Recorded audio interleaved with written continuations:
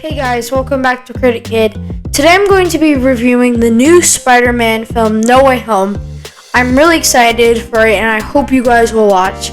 Just a quick warning, there are some pretty bad spoilers. So if you haven't seen it, I wouldn't recommend watching this video. But if you have, great. I hope you guys enjoy the review for Spider-Man No Way Home, starring Zendaya, Tom Holland, and a lot of other people that I'll get into later in this video. So first off,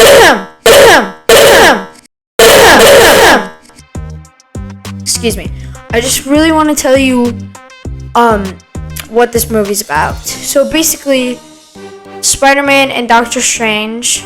So if you guys were here for my last Spider-Man review, which would have been Spider-Man Far From Home, you would have seen me talk about how at the end Mysterio had sent out a video to the public showing like it wasn't real, but it was like fake, of how he faked that Spider-Man had owned the drones and that he was planning to kill basically the whole world. But even though if you guys had watched Spider-Man Far From Home and had to watch my review, you know that Mysterio, it was all his. So of course everyone believes Mysterio. And so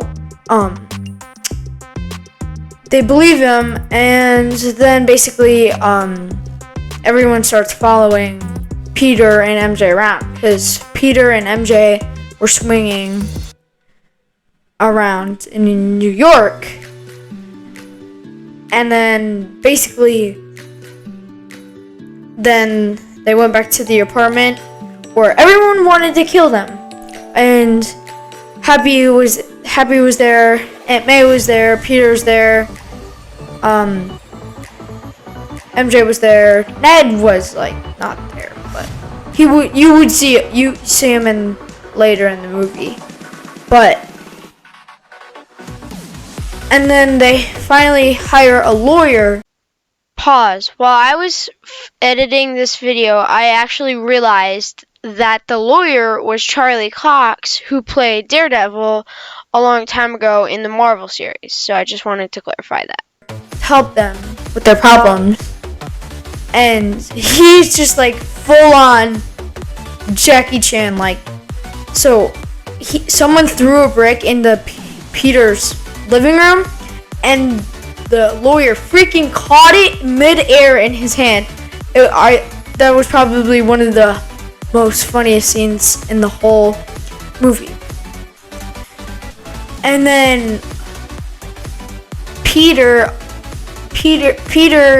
obviously has to move. So Aunt May and Peter moved to go live with Happy Hogan, which, if you guys are Marvel fans, Happy worked for Tony. And then, so basically, Peter goes to Doctor Strange asking him for everyone to forget about who Peter is. When Mysterio revealed my identity, my entire life got screwed up. I was wondering if maybe you could make it so that he never did. So that the press will basically just leave him alone and leave his family and friends alone. And then, of course, Peter forgets that he wants MJ, Ned, Aunt May, Happy, Nick Fury, everyone to some people to remember him at least. Everyone? Can't some people still know? That's not how the spell works.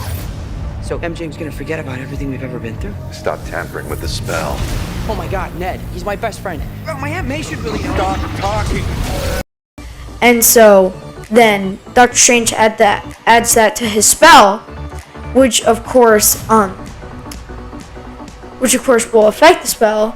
And then once he's actually done casting the spell, Peter causes all of the villains. And if you're a Marvel fan like me, you'll know that it's the Sinister Six, which is Green Goblin, Doc Ock, Electro, Sandman, the Lizard, and I believe Venom. I don't recall exactly, but it was them. And then after that, they trap them, but then Peter basically doesn't want them to die, but Doctor Strange does, because he said, let's just send them back to where they came from, but Peter doesn't want them to die, so he's going to try to help them. And then MJ threatens so there's this magical box, right? I don't really know what it's called. I did pay attention really much so that I could film this review. But basically, there's this box that has the spell in it.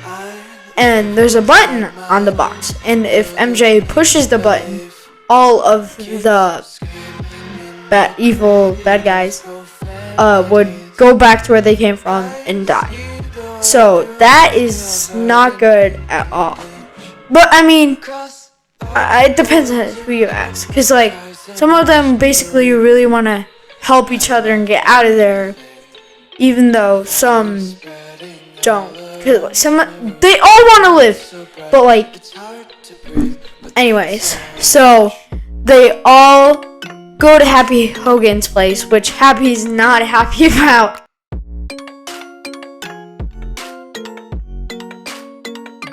Hey, I'm so funny. Anyways, Happy's not happy about it there. About them being there. And of course, Doc Ock is the first one to get tested on, and he's really mad about it. He doesn't want to get tested on first. He's always complaining he wants someone else to do it. But Peter insists, and the first test, everyone thinks he dies, but he lives. And he turns back to, if you guys remember at the end, I didn't do a review on it, but at the end of Sam Raimi's Spider-Man 2, Doc Ock has like a zone where like he turns back to himself with the tentacles on, but soon changes. But in this, because I thought Doc Ock, he was gonna go back to his bad self, but no, he actually, for the rest of the movie, he stays with himself, by himself, as him. And then I'm just gonna skip. Oh yeah, and then Green Goblin turns evil because Tom Holland has his Spidey sense go on. And then basically, Green Goblin tries to kill everyone, and then him and Spider-Man have a great big fight. And at the end of it, Aunt May died.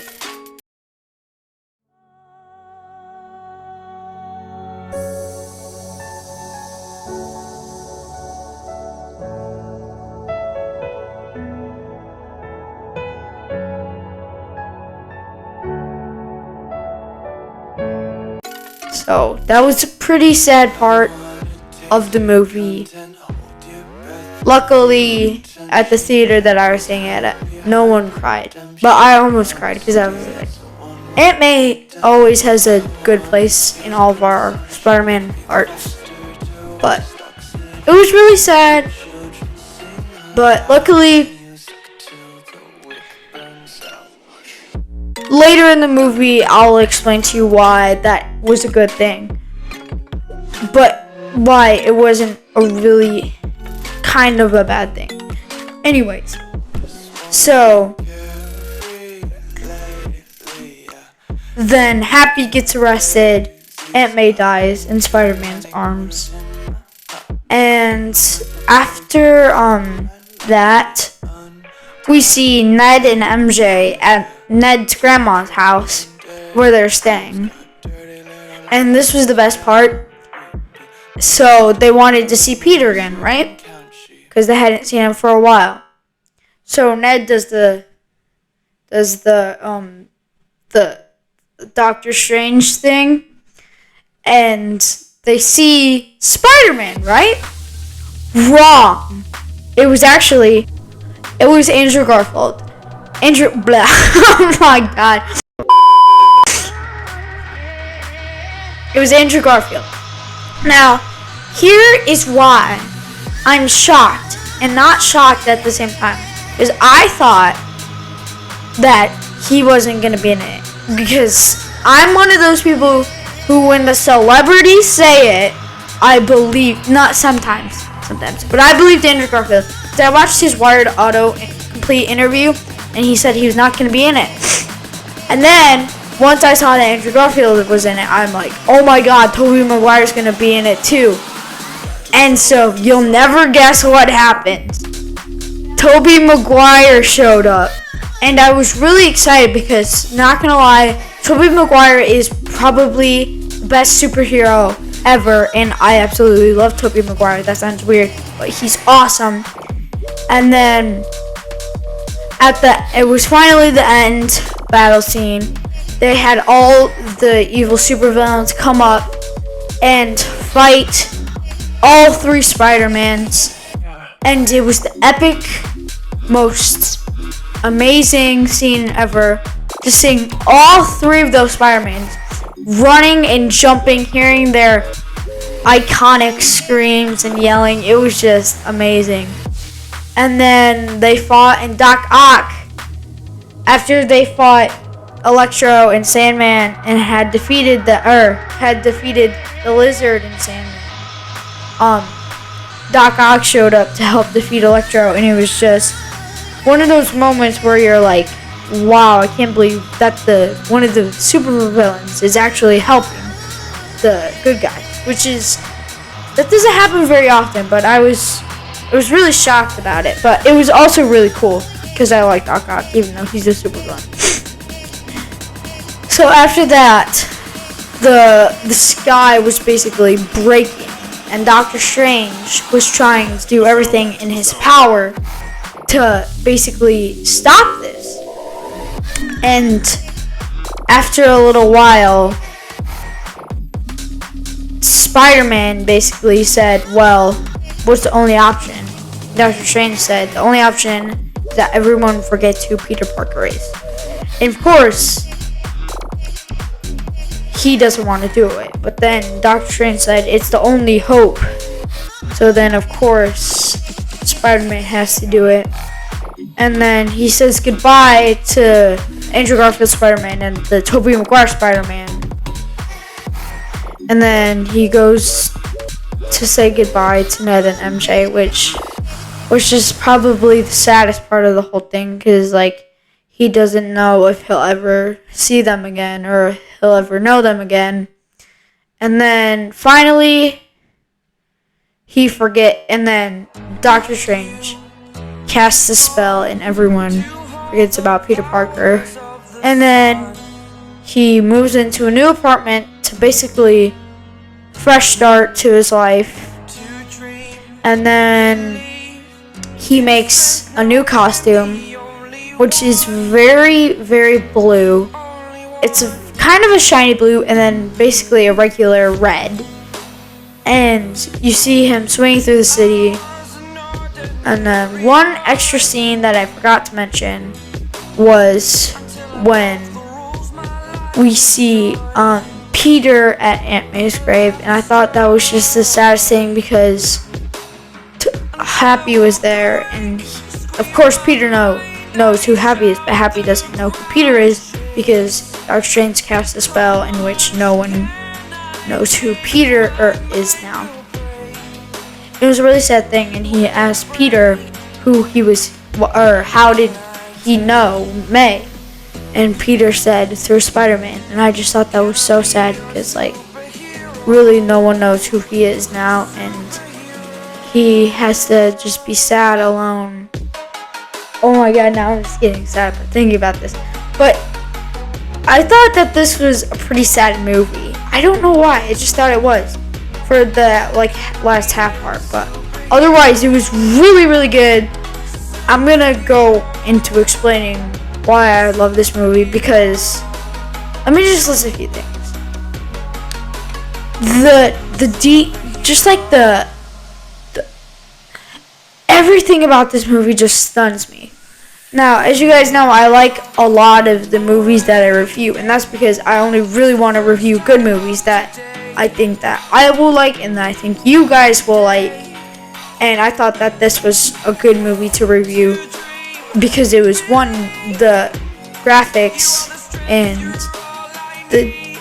the superheroes costumes have for this movie have evolved a lot, and it was weird seeing the Green Goblin back in his Sam Raimi's Spider-Man costume and having Doc Ock put on Spider-Man's nanotech, and I just thought that was, because it was weird to me, because like I grew up, even though that these movies were made long before I was born, like as when I was growing up, I had watched, like when I was little, I'd watched the Spider-Man movies at Grandma's house, and I was just fascinated with how good the video was, the video quality, and then that's kind of why I wanted to make this YouTube channel, to tell everyone about how I think about movies and what I like about them and what happens in the movies. And I feel like I'm going to do an extra for this movie, basically just telling you about my theory about after watching this movie, what's going to happen with the MCU.